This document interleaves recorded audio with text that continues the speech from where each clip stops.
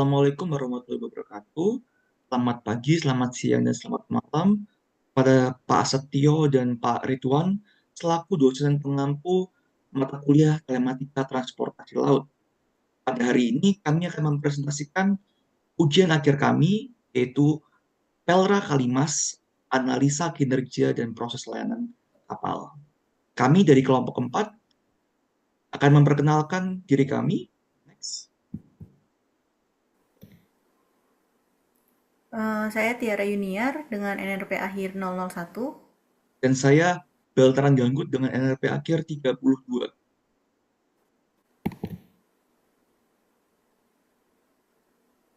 Ini adalah overview dari presentasi kami.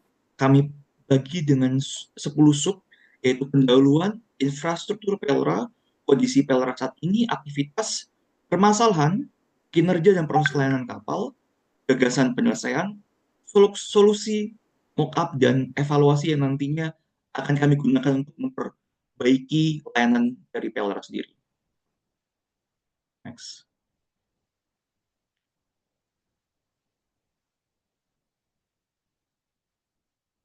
Oke. Pertama yaitu mengapa PLRA sangat dibutuhkan. Kita tahu bahwa PLRA itu ada di daerah-daerah remote area yang di Indonesia. Indonesia punya banyak sekali pulau-pulau terpencil. Maka dari itu kehadiran PLRA sangat dibutuhkan untuk memberikan dukungan kegiatan ekonomi. Seperti kita tahu bahwa kegiatan ekonomi itu adalah salah satu hal yang mendukung perkembangan masyarakat di daerah terpencil. Itu adalah aksesibilitas di daerah terpencil. Kalau masyarakat Indonesia tinggal di daerah-daerah terpencil, daerah remote area, sangat sulit untuk mendapatkan kebutuhan. Maka dari itu, LRA sangat dibutuhkan untuk menunjang aktivitas mereka. Dan ketiga adalah peningkatan infrastruktur transportasi. Di daerah kawasan Pelra, sangat baik apabila kita bisa uh, meningkatkan infrastrukturnya. Karena di sana adalah proses masuknya barang terjadi di suatu daerah. Maka dari itu, kenapa Pelra sangat dibutuhkan dan penting untuk menjaga Pelra. Next.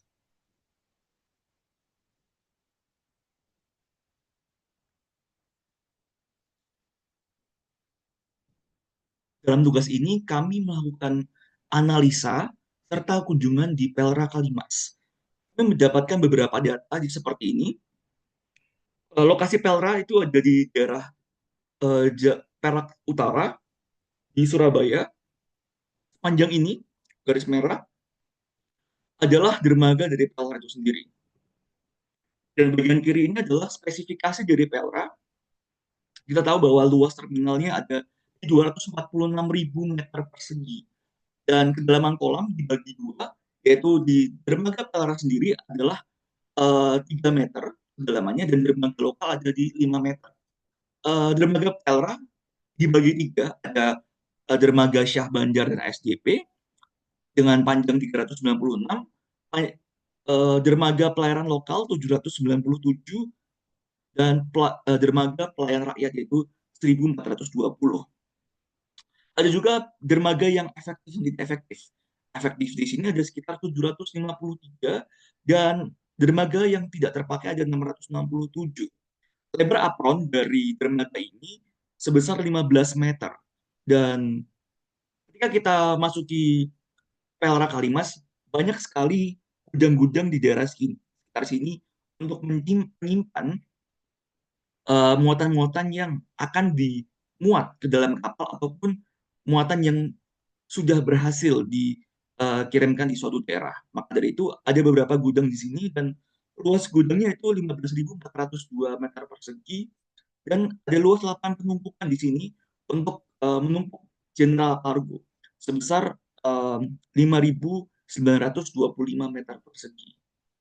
Next.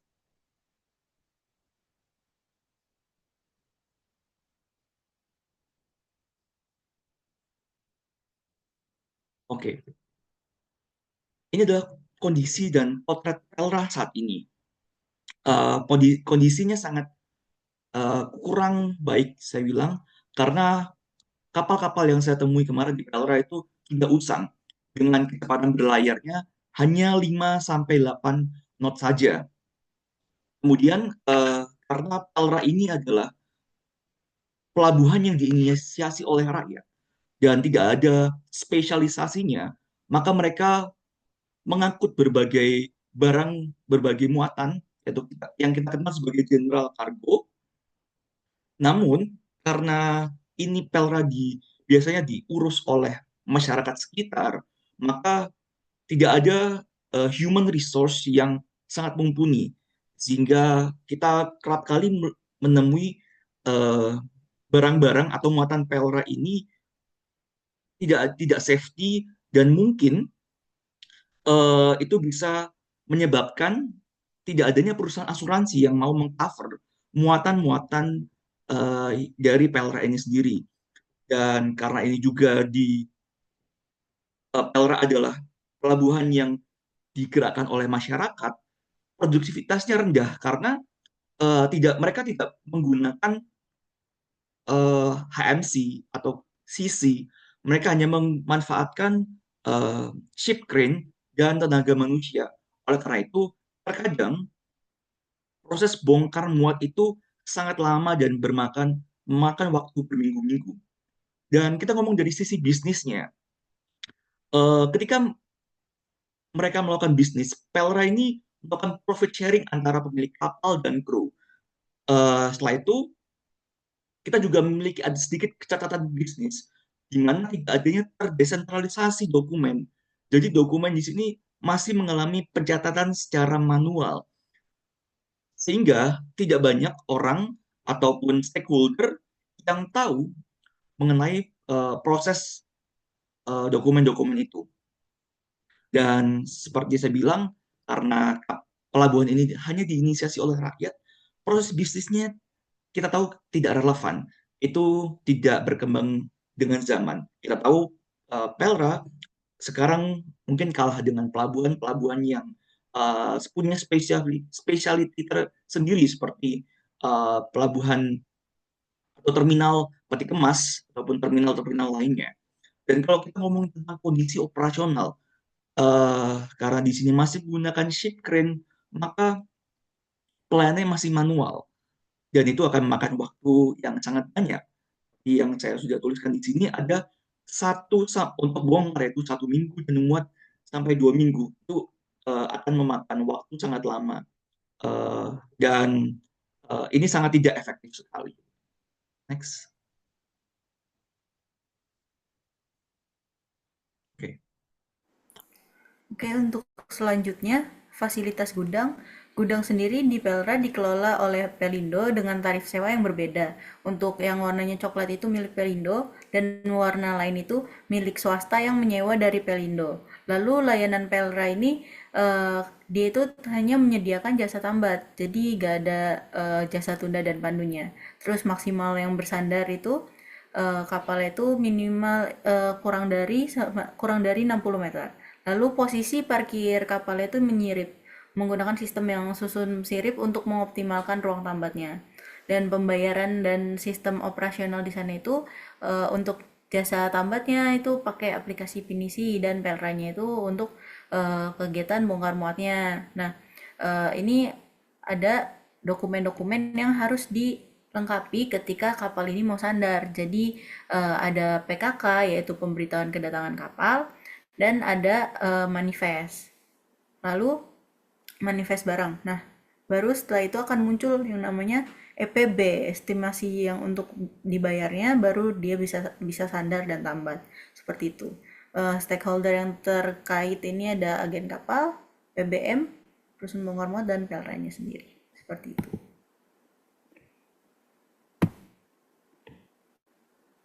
Lalu ini aktivitas di Pelra seperti yang telah disebutkan sedikit di depan. Jadi sebelum bersandar, dari pihak kapal itu mengirim PKK, pemberitahuan kedatangan kapal dan manifest barang, lalu oleh KSOP diverifikasi dokumen kapalnya itu, karena PKK itu memerlukan verifikasi dari KSOP. Lalu nanti otoritas pelabuhan mengeluarkan surat izin bersandar, lalu sesudah bersandar kapal mendekati dermaga sesuai instruksi, lalu proses operasi bongkar muat dimulai dan pelaporan setelah bongkar muat. Nah, proses bongkar muatnya itu di gudang, barang keluar jadi langsung ke gudang gitu. Seperti itu. Permasalahan yang kami dapat yaitu pengukuran kinerja dan proses layanan kapal.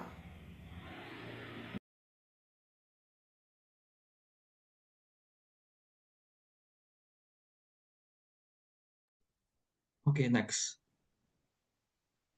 Ini adalah kinerja dan proses layanan dari Pelra Surabaya sendiri. Kondisi existing yang kita temui adalah turnaround time. Itu rata-rata bongkar muat di pelabuhan itu makan waktu yang sangat lama sekali. Sebenarnya kalau kita detailkan banget, mengapa turnaround time-nya sangat lama? Itu ada masalah yaitu tentang idle time atau waktu tunggu, di mana ketika kapal sudah melakukan proses bongkar, namun kapal ini masih harus menunggu muatan-muatan untuk datang. Dan seperti yang sudah saya bilang, idle time ini adalah lama. Kurang lebih ini makan 95% dari waktu bongkar muat itu sendiri. Dan masalah jadwal pelayanan, tidak ada ketepatan jadwal sehingga ini akan menghambat efisiensi operasional di pelabuhan. Eh, Ketika proses masih manual, port officer sangat sulit untuk menentukan kapan estimasi kapal akan bersandar di pelabuhan. Dan kalau kita ngomongin permasalahan utama, apa menjadi main point di sini, yaitu infrastruktur yang terbatas dan idle time yang sangat tinggi. Seperti yang saya mention di awal tadi. Infrastruktur di sini karena uh, pengembangan dari Pelra itu sangat sangat tidak sangat kurang, karena ini masih diinisiasi ataupun masih sangat tradisional, tidak ada alat-alat yang memadai untuk proses bongkar muat. Oleh karena itu, idle time tadi ataupun turnaround time tadi itu akan sangat panjang. Jadi apa sih rumusan masalahnya? Kita harus bisa mengoptimalisasi efisiensi layanan dari kapal di Pelra itu sendiri. Next.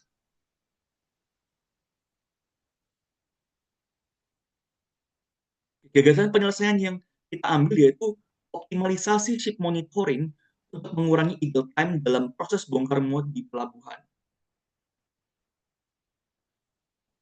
Next. Untuk solusi dari arsitektur telematikanya, ini ada arsitektur fisik di mana jadi GPS ini untuk mengetahui posisi kapal yang nantinya sinyal dari GPS tersebut akan terhubung dengan satelit. Nah, satelit ini nanti setelahnya itu bakal di-repeat oleh si tower untuk dimasukkan ke server. Lalu API ini kan kan kan kita di dalam aplikasi itu ada fitur cuaca, mengetahui cuaca gitu kan. Karena kemarin dari keresahan petugas di sana itu memang karena cuaca itu bisa uh, idle time itu jadi lama gitu. Makanya kami mempertimbangkan untuk memasukkan fitur cuaca. Jadi nanti dari API ini untuk mengambil data dari BMKG diteruskan melalui repeater tower dan dimasukkan ke server. Nah, lalu cargo owner ini perlu persetujuan operator pelabuhan untuk melakukan verifikasi dan jika datanya sudah di-verif nanti akan dimasukkan ke dalam server seperti itu. Operator pelabuhan ini kita buat dapat memantau dan jadi cargo owner ini harus input data dulu. Jadi nanti operator pelabuhannya bisa mantau datanya juga. Lalu nanti akan masuk ke server ini. Nah, semua data yang ada di server tadi, semua itu akan ditampilkan di aplikasinya. Seperti itu untuk arsitektur fisiknya. Oke, selanjutnya ini ada arsitektur fungsional. Jadi karena sempat mendengar keresahan bahwa dokumen itu kan harus by cetak gitu. Nah, kita pengen dokumen ini jadi by system agar operator pelabuhan di sana dapat monitoring dengan mudah, mempermudah untuk monitoring seperti itu. Nah, jadi di sini owner kargo akan upload manifest dan PKK-nya ini ke aplikasi yang sudah dibuat, lalu nanti akan diverifikasi oleh operator pelabuhannya. Jika terverifikasi iya, maka eh, ini akan mendapatkan EPB, estimasi pembayarannya nanti gimana, berapa untuk tambatnya, jasa tambatnya. Kalau tidak akan balik lagi upload ulang seperti itu. Lalu jika sudah mendapat EPB, nah cargo owner ini upload pembayaran EPB. Jika sudah dicek sudah bisa, sudah ada, lalu diverifikasi pembayarannya, lalu kapal ini akan diperbolehkan untuk sandar seperti itu. Lalu untuk dari segi eh, ini monitoring yang kapalnya ada di mana, jadi agak apa agar bisa memaksimalkan waktu kira-kira akan berangkat dan sandar seperti gimana. Jadi eh, ini ada pendaftaran kargo. Jadi ownernya itu eh, untuk punya akun itu harus punya apa harus daftar dulu kargonya, login. Jika ya data saya, maka cargo owner dapat melakukan monitoring seperti kapalnya ini sedang berada di mana, dengan kecepatan berapa, dan estimasi tibanya kapan, seperti itu. Dan nanti di port time-nya juga, jadi nanti akan ada notifikasi juga kapan kapal meninggalkan pelabuhan dan kapan kapal terlambat untuk pergi dari pelabuhan. Seperti itu nanti akan muncul di notifikasi. Seperti itu. Jadi eh, ini merupakan aplikasi kami. Mungkin nanti akan di akhir akan ditampilkan secara by Figma-nya langsung. Ini akan kami jelaskan untuk bagian customer ya, Mildred. Oke. Saya akan menjelaskan mockup untuk customer, karena customer adalah salah satu uh, pengguna di sini dari aplikasi transit. Ketika kita masuk aplikasi, kita diminta untuk mendaftar ataupun login di sini. Uh, Setelah itu, ini adalah tampilan ketika aplikasi dibuka. Kita bisa memantau ada beberapa kapal di daerah sini. Yang contohnya ada kapal Gria Idola. Nah, ketika kita sudah memantau kapalnya, kita bisa mengetahui di sini kurang lebih seperti eh, kecepatan kapalnya ataupun kapan kapal akan sampai di pelabuhan seperti itu. Dan selanjutnya ini adalah inbox atau notifikasi kapal-kapal apa aja yang kedepannya akan bersandar di pelabuhan. Jadi dalam radius beberapa ratus eh, nautical mile itu kita akan muncul notifikasinya sehingga customer bisa tahu kapal apa yang akan bersandar dan mereka bisa menyiapkan muatannya. Setelah itu kita juga bisa mengecek eh, kondisi cuaca karena seperti kita tahu yang tadi sudah dijelaskan oleh Mbak Tiara, cuaca adalah salah satu penyebab idle time tadi itu lama. Sehingga kita bisa mengetahui juga kira-kira kalau kita mengirimkan muatan sekarang, apakah nanti akan terjadi idle time. Maka dari itu kita bisa eh, meminimalisir idle time dengan melakukan peramalan cuaca. Next.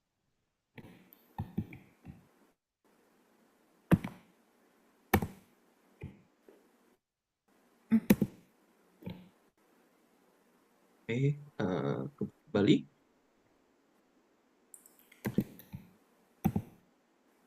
Oke, ya. Oke, ini adalah tampilan account. Di sini ketika kita sign up atau sign in tadi, ada dua pilihan, yaitu kelengkapan dokumen dan pembayaran. Ketika tadi kita sudah memilih kita akan menggunakan kapal apa tadi, maka kita harus melengkapi dokumen-dokumen di sini. Di situ. Ini adalah contoh kapal-kapal yang tadi saya sebutkan. Ini adalah contoh dokumen-dokumen apa saja yang perlu kita submit atau berikan kepada port officer sebelum kita uh, mengirimkan barang kita ke pelabuhan. Ini setelah kita melengkapi dokumen-dokumen yang dibutuhkan, kita bisa langsung membayar jasa dari uh, kapal ini. Sehingga itu jadi lebih mudah untuk dari kacamata customer, kita bisa melihat apakah kapal yang datang ini tepat waktu dan exact time-nya itu kapan, sehingga sebagai calon customer akan lebih terbantu dan tidak perlu repot-repot lagi menunggu waktu kapan kapal akan datang. Dan dalam proses pembayaran lebih mudah karena bisa dilakukan by online. Oke, selanjutnya apa yang membedakan dari POV Port Officer? Jadi kurang lebih yang di depannya akan sama, kecuali untuk penginputan data dan lain sebagainya dan pembayaran. Nah, selain itu, selain yang dapat monitoring kapal di mana kecepatan berapa dan lain-lain itu, untuk Port Officer sendiri pembedanya adalah dia ada keterangan fitur operasional. Jadi dapat mengetahui tambatan terpakainya itu berapa dari sekian km-nya itu sepanjang berapa. Lalu terpakainya itu karena apa? Karena mungkin karena lagi perbaikan atau dipakai oleh militer yang memang jatahnya militer dan lain sebagainya. Lalu ini kita ada ketepatan schedule. Jadi kinerjanya kapan eh, seberapa banyak yang memang tepat waktu untuk sandar dan pergi dari pelabuhan. Jadi bisa mengecek di sini untuk kinerja layanannya gitu untuk per bulannya. Lalu ada dokumen kapal. Jadi seperti yang sudah disebutkan sebelumnya untuk mempermudah officer uh, mengecek apakah dokumen-dokumen dari cargo owner ini dari kapal tersebut ini sudah ada, maka dapat di-save di sini karena sebelumnya yang sudah dijelaskan uh, memang ada harapan dari officer bahwa semua dapat dilakukan dan dimonitoring by system gitu. Jadi ini nanti dapat diunduh semua filenya untuk mengecek dan akan ada keterangan apakah memang sudah mengupload atau belum gitu. Lalu ini juga ada pembayarannya, jadi uh, nanti akan muncul juga bisa di-download juga EPB-nya dan bukti pembayarannya seperti itu.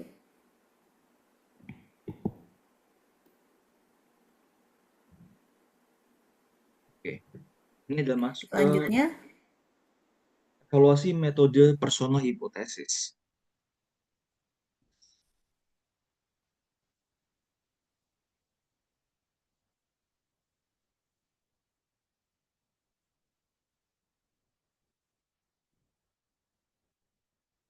Oke, personal hipotesis kita akan menggunakan dua contoh orang yang berbeda, yaitu Pak Budi Hartanto dan Elang Iskandar. Pak Budi adalah seorang penjual beras ataupun cargo owner yang berasal dari Mojokerto, sedangkan Elang adalah port officer. Mereka sama-sama pengguna dari aplikasi Tranship tadi, namun memiliki permasalahan yang berbeda. Di sini, kalau kita lihat lebih detail lagi, Pak Budi Hartanto itu menginginkan sebagai cargo owner efisiensi waktu. Karena uh, seperti yang kita tahu, proses bongkar muat di kapal itu makan waktu kurang lebih 2 minggu. Sehingga dia mau kalau ada efisiensi waktu serta transparansi. Ketika dia menitipkan barangnya di kapal, dia ingin tahu kalau kapalnya akan berangkat kapan, kemudian berapa lama ideal time-nya, berapa lama dia akan bersandar di pelabuhan seperti itu. Eh, dan ada pun juga Pak Elang Iskandar, yaitu yang seorang port officer dia memiliki beberapa permasalahan, yaitu seperti proses manual yang rumit. Diharapkan ketika di Elra, dia masih harus menuliskan secara manual dan kurangnya koordinasi antara stakeholder. Pak Elang susah sekali untuk menghubungi Pak Budi karena tidak ada jebatannya. Oleh karena itu, Pak Elang menginginkan adanya efisiensi operasional serta koordinasi yang lebih baik antara port officer, kemudian antara cargo owner, ataupun TKBM, dan beberapa stakeholder yang ada di pelabuhan. Dan harapannya adanya aplikasi yang terintegrasi antara stakeholder serta dashboard operasional sehingga Pak Erlang tadi bisa uh, dipermudah dalam pekerjaannya. Seperti itu.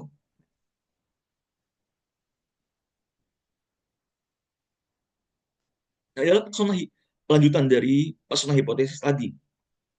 Seperti yang sudah saya bilang, sebelum menggunakan aplikasi tranship, contohnya seperti ini, delivery ataupun packing muatan itu dua hari. Karena tadi dari segi pemilik barang, mereka tidak dapat mengakses informasi secara real time. Sehingga mereka butuh waktu, misal dari luar kota, mereka packing barang, sehingga harus mengirimkan ke PLRA mungkin kurang lebih 2 hari. Dengan port officer, mereka tidak tahu kondisi kapal di sana secara langsung. Untuk mereka menentukan ETA, itu dibutuhkan waktu 1 hari. Dan itu sangat tidak efisien, karena ketika mereka membutuhkan waktu 1 hari ataupun lebih, mereka juga harus perlu menginformasikan ke stakeholder-stakeholder lainnya. Seperti tadi contohnya Pak Budi yang mengirimkan beras. Kemudian izin berlabuh. Kita tahu bahwa izin berlabuh membutuhkan dokumen-dokumen yang sangat banyak. Oleh karena itu administrasinya mungkin membutuhkan 1 sampai 2 hari. Dan itu akan sangat menghambat ketika kapal ketika sudah dekat namun tidak memiliki izin berlabuh. Kemudian ada monitoring bongkar muat. Kita tahu bahwa karena peralatan yang ada di Palre itu sangat terbatas, kemudian ada permasalahan juga dalam idle time, di mana kapal itu menunggu muatan datang, maka bisa kita lihat sebagai port officer, kita mantau bahwa bongkar muat mungkin sekitar 2 hari. Namun karena muatan itu datangnya tidak on time, kemudian sebagai pemilik barang tidak diinformasikan lebih awal mengenai kapan kapal datang, kapan kapal akan eh, bongkar ataupun muat, maka itu membutuhkan waktu sekitar 4 hari, kurang lebih. Adapun juga sebagai pemilik barang, ketika pemilik barang tadi sudah tepat waktu datang di pelabuhan, namun dia harus menunggu kapal sampai benar-benar bongkar muat. Maka mungkin idle time-nya bisa sampai 6 sampai 7 hari. Nah, dengan adanya aplikasi transit diharapkan kita bisa mempermudah eh, proses-proses yang menghambat tadi itu. Contohnya di bagian port officer, penerbitan ETA kurang dari 1 hari mungkin karena basicnya kita menggunakan GPS, sehingga kita bisa men-track kapal itu secara langsung, dan itu mungkin kurang dari 1 hari karena itu secara real time. Dan dari segi pemilik barang, dia juga bisa melihat kapan kapal akan datang dan kapal apa saja yang kira-kira akan pergi ke tujuan tertentu, sehingga dari segi pemilik barang dia bisa mengestimasi kapan harus saya kirimkan barang saya ke pelabuhan. Jadi dia bisa tahu atau dia bisa meminimalisir uh, waktu distribusinya. Kemudian ada proses izin berlabuh. Karena kita sudah memanfaatkan teknologi, jadi kita tinggal saja mengupload dokumen-dokumen yang dibutuhkan di aplikasi, sehingga tidak ada administrasi yang bertele-tele, sehingga administrasinya bisa dipotong sekitar 1 hari. Nah, karena uh, dibongkar muat tadi itu, walaupun kita sudah memangkas waktu idle time-nya, tapi kita masih menggunakan chip print. Chip print kita juga masih dibantu oleh tenaga manusia, maka masih sedikit susah untuk menurunkan turnaround time-nya. Namun kita bisa memangkas waktu dari proses muat. Kenapa?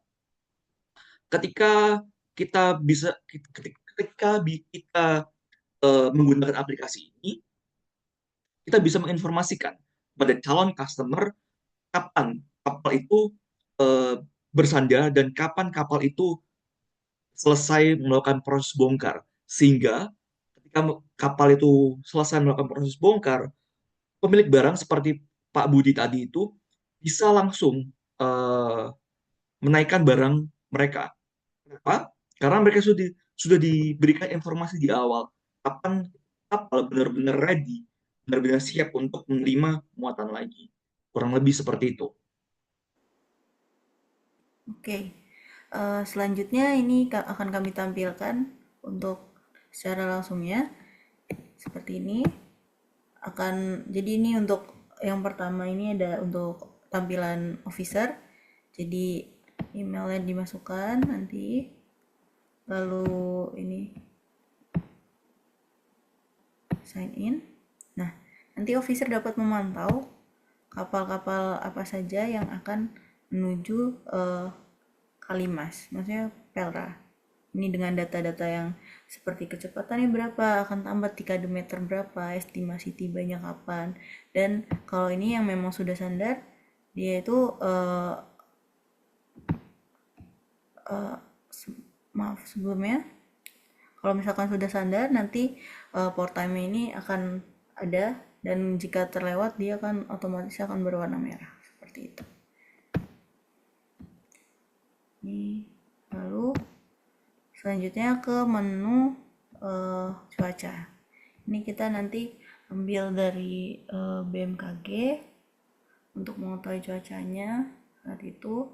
Lalu notifikasi seperti lewat waktu tambatan, sedang melakukan tambatan, terlambat, cuacanya akan terjadi badai dan sebagainya, ini nanti akan muncul di notifikasi. Lalu ini akunnya ada, mungkin setting terlebih dahulu. Kalau setting ini nanti akan muncul notifikasi seperti itu yang tadi, jika akan sandar dan lain-lain bisa otomatis muncul notifikasinya, itu automate message. Lalu allow notification, dan ini privacy and security. Ini untuk di accountnya sendiri. Kalau ini yang membedakan nanti di accountnya sendiri. Untuk officer ini nanti ada operasional.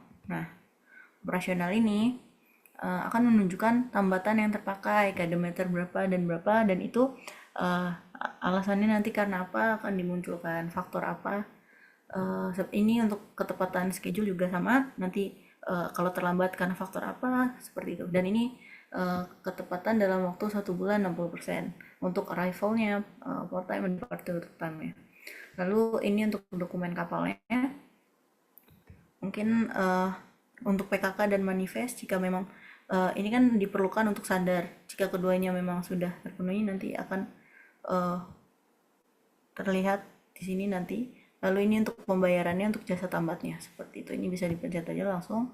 Ini terpakai kademeter 0 sampai 125 untuk niaga yang memang untuk di ini kan.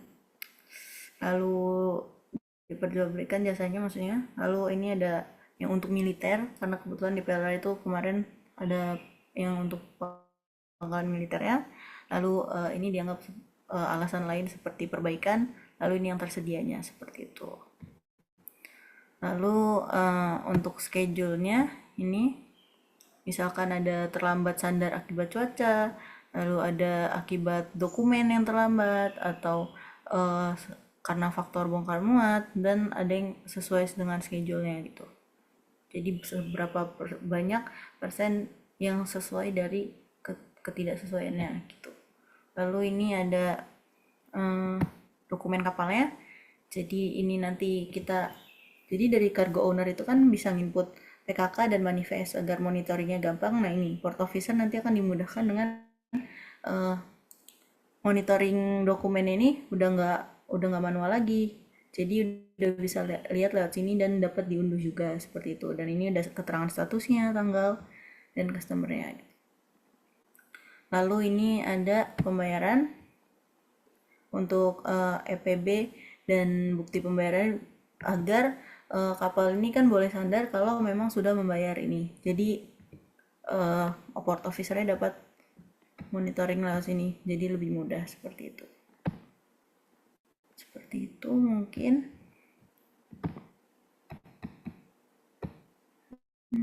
Oke, selanjutnya untuk flow 3 yaitu untuk cargo owner. Untuk cargo owner sendiri tampilannya seperti ini. Sama untuk tampilan awalnya.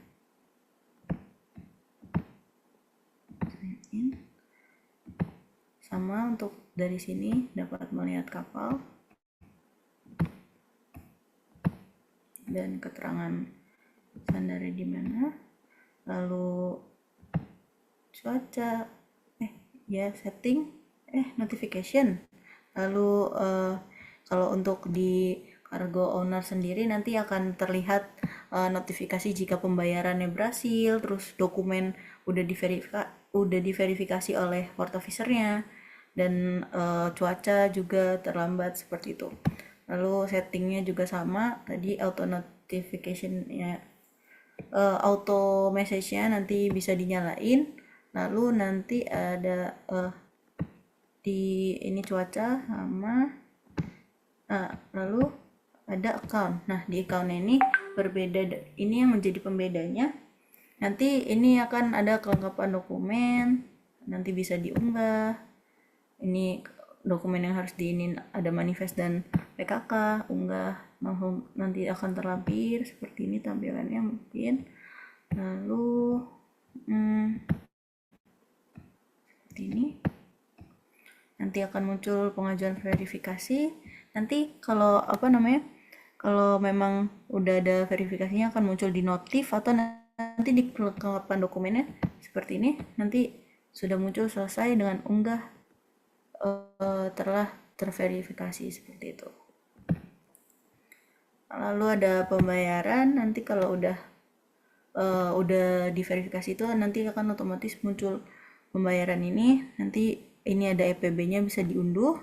Nanti bayar kalau ini langsung. Nah, di sini bisa langsung dibayar. Lalu nanti notifikasinya akan jika berhasil akan muncul di notifikasi dan pembayaran. Di pembayarannya nanti seperti ini, jadi jatuhnya selesai. Tadi kan merah masih belum selesai. Lalu nanti di notifikasinya juga akan muncul ini pembayaran berhasil seperti itu.